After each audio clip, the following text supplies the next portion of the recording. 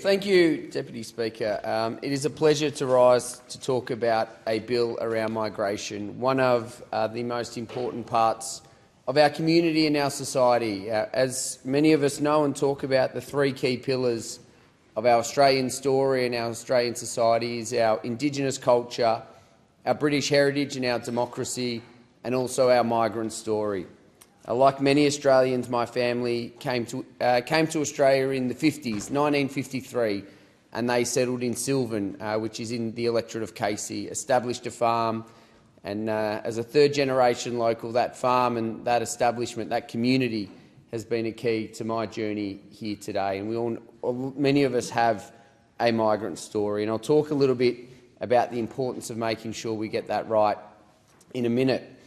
But how we get our migrant balance right is so important from an economic perspective. It is crucial to fix the skills shortages that we face as a nation, exacerbated no doubt by COVID and the need to close the borders. It plays an important role in productivity. As we know, productivity is down over 6% in the last 2.5 years. The RBA monetary statement yesterday showed that they are now forecasting further productivity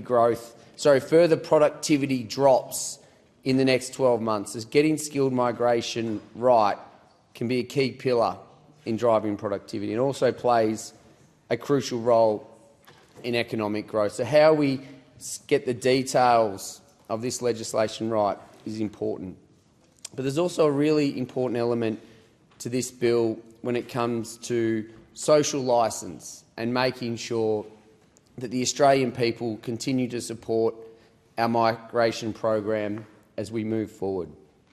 Every Member of Parliament has the amazing opportunity to attend citizenship ceremonies in their electorate, to welcome new Australians. It is one of the most enjoyable parts of our roles as Members of Parliament, welcoming those new Australians as they celebrate becoming Australian citizens, many coming from different journeys, skilled migrants, refugees, family reunions, many stories, but the joy on their face when they become new Australians is one of the highlights for all of us, no doubt.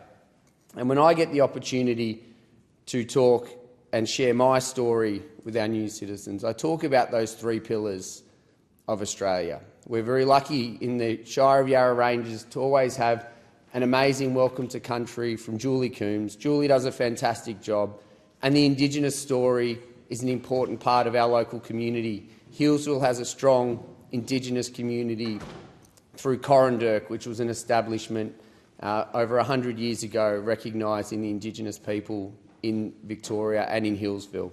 So Julie gives a beautiful welcome to country to make sure we acknowledge that pillar of our society.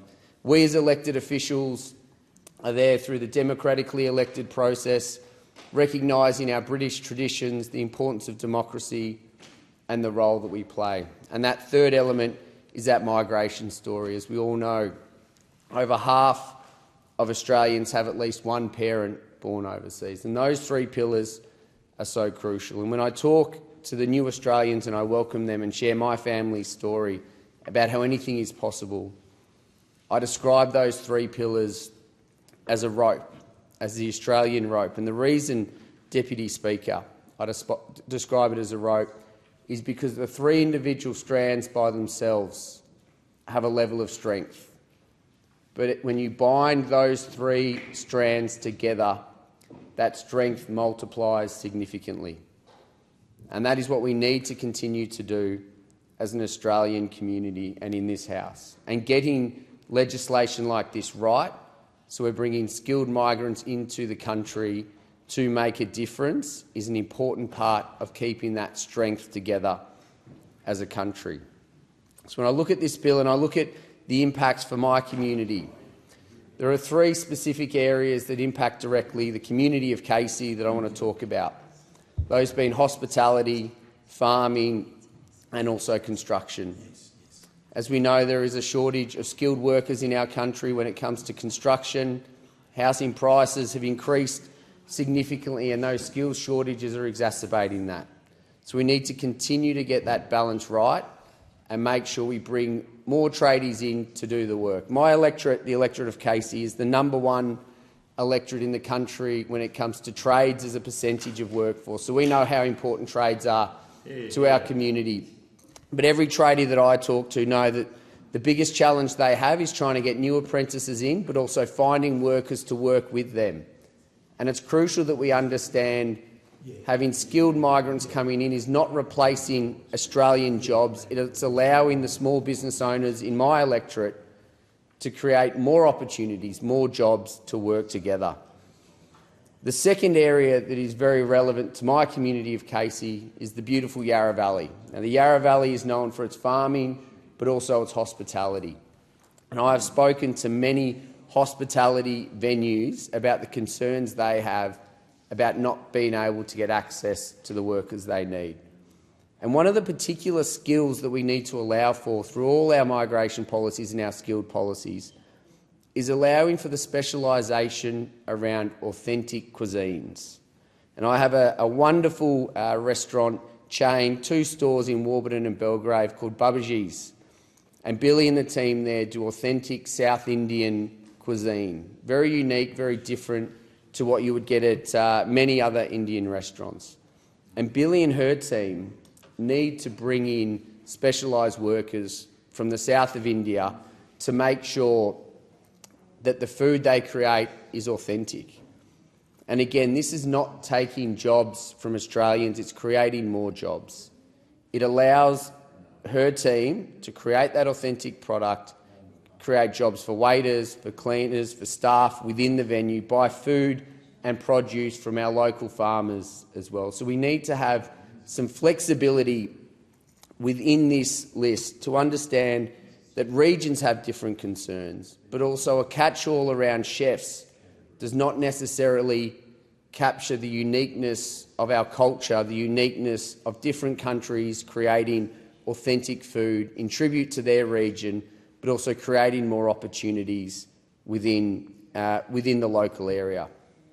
And I know for many of our farmers, getting access to workers is crucial as well. So we need to look at how the skilled occupation list will cater for different employment needs across regions. The needs of my electorate of Casey are different to many needs in the inner city and other areas. We need to have that included, and we always need to avoid a top-down approach. A localised approach will deliver the best outcomes for areas, whether it's farming, whether it's hospitality, whether it's construction. They are the concerns of my community. We need to know how Jobs and Skills Australia will function to allow for those regional differences, because, as I said, what we're concerned about is different to an area in the inner city, as an example.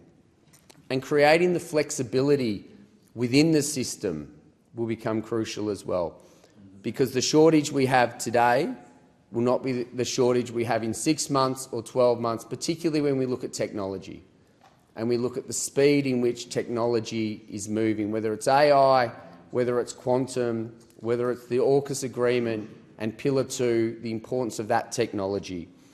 How are we going to ensure that Skills and Jobs Australia, this legislation, these rules will be dynamic and will be able to be adjusted as new opportunities come? Because when you're dealing with the tech sector, you're dealing with trends and opportunities that can develop almost overnight. And we need the ability to bring talent in as a startup looks to scale, to bring software engineers in so they can go from a startup Series A to a Series B, Series C, hopefully become the next Canva, the next Afterpay of Australia, billion-dollar companies, global companies. Having that flexibility is important, and we need to continue to look to those differences around technologies, around regional areas, around farms and construction in particular, given the shortage. So it's an important step that we're making, but I hope we can always look to have that flexibility for the needs of local areas and unique technologies. Thank you, Deputy Speaker. Authorised by Aaron Violi, Liberal Party, Lilydale.